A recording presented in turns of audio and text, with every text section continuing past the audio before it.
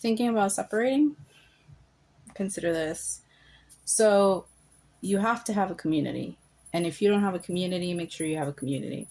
I'm not talking about just, drop-in center, community center, with people your age, your stage in life, or things that you might be going through in the future. I'm talking about community people that, will be there for you, that got your back, friends, family, church people, community centers, people that, will be there for you. Have a list, have a group, um, cultivate those friendships, those connections, get involved, either volunteering at a church, volunteering at a community center, going out with other moms or going out with other solo dads.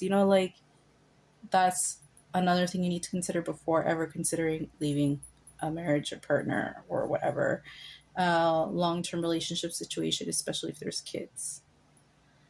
The next thing that I was up all night thinking about is your first and last. So you need money, and you don't need just the money for a first and last in your house if you own one, or a place that you're going to rent if you choose to leave, but or you choose to stay. But you need a year's worth, minimum a year's worth of money. So you're going to have to tally up all of your spendings that you do for yourself or your children, if you're considering leaving your partner. And you're going to need the minimum of those uh, budget or total, or you need the maximum. So the maximum would be, if in a year I need, let's say something short, like if in 6 months I need to have,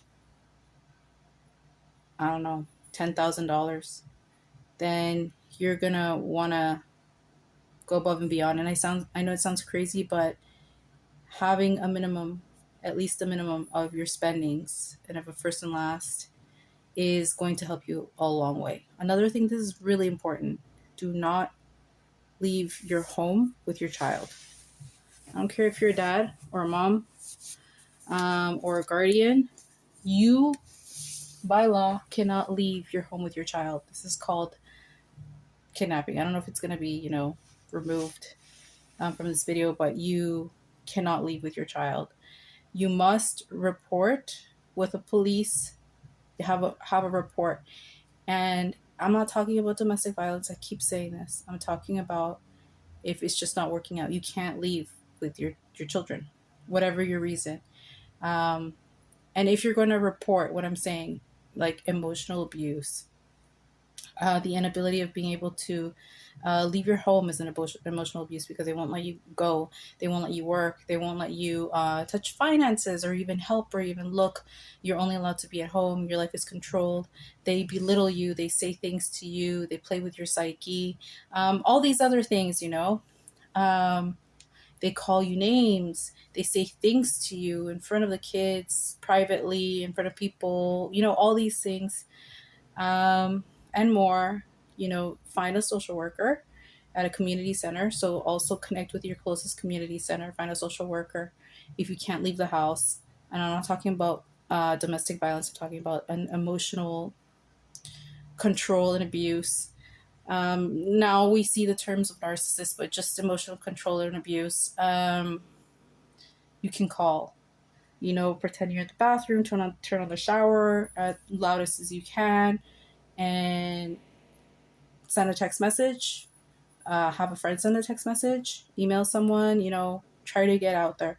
And I'm talking about emotional stuff. I'm not talking about violence, physical, domestic violence. Um, if there is none of that, you still can't leave without the consent of your partner for your child. So I said before in the other video, get your ducks in a row. This is a huge thing that I'm seeing also mothers do. I don't know if in their countries they did that and it was just okay. Here in Canada, that is not okay. You can't just walk out of your house into a shelter with your kid and disappear MIA on your husband because, things aren't going well. He cheated on you and you caught her or them or whatever. And it's going to backfire on you. It's going to backfire on the person that just leaves with their kid. So be very wise, very calm, logical, and make sure you decide properly before taking those steps. I think it would if I had known this, I would have considered doing this all, like once I saw that there's no way fixing it, doing this all within a year. And a year is really fast to get this done. But if you got to get out of there quick because it's just too much, then that's where it's going to lead to. I think in my next video, I'll probably talk about what benefits there are, if there is any help, any benefits for single parents, both male and female, stuff about disability, maybe more informational stuff. And like I said, I just feel that it's something that I have to put out in the world because people are considering it so drastically, separation and divorce, as their number one choice, not even their last choice, over, to each their own. But there's a lot more to consider than I'm just going to pack up my bags and leave, or so and so is just going to pack up their bags and leave, especially if there's property, children, family, like, I don't know, what's it called, businesses, whatever it is, like that, even joint accounts, even if you're just union, in a union, which is called, like, what's it called, there's a word for it, we're just living common law, and you're not married with a paper. Oh, another one, this is one that I'm going to include here. No one talks about this either. I'm not going to call the label of the company, but y'all know what I'm talking about. So when taxes come, maybe some people know, maybe some people don't, married people make more money back because they have a family to sustain, be it the couple or be it the couple and a child or whatever, dependent, even a senior parent or whatnot. So they make more money back through taxes. A lot, I don't know, it really depends on the income of the people working and like what their annual income is. The day that you separate from someone, you need to tell the taxes company. You need to call and say, I am separated. And they're going to ask you for documentations. Forget that. If you don't call or email them and call and get in contact with someone in the company that you are separated, I don't know, today, yesterday, tomorrow, within like that week, it is going to be hell for you to get HST, carbon taxes, child benefit, dental benefit, all your benefits and all the things that come back to you. They are either going to put zero and not give it back to you because they're going to count it as overpaid, or you're going to get suspended for a time, or they're going to charge you, because children are so protected in Ontario, they're going to like leave you with $100 or $200 if your original was $600 to $700 a month.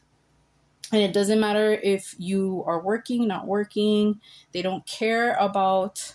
They just say, "Oh, sorry about that." They don't care if it was domestic violence. They don't care if it's a report. They don't care. They just do their numbers. They run their numbers, and it's really actually based on whether you're married or not. And no one told me about this, so that was great finding out. So that's the last thing I wanted to say. Anyways, see you later. Bye.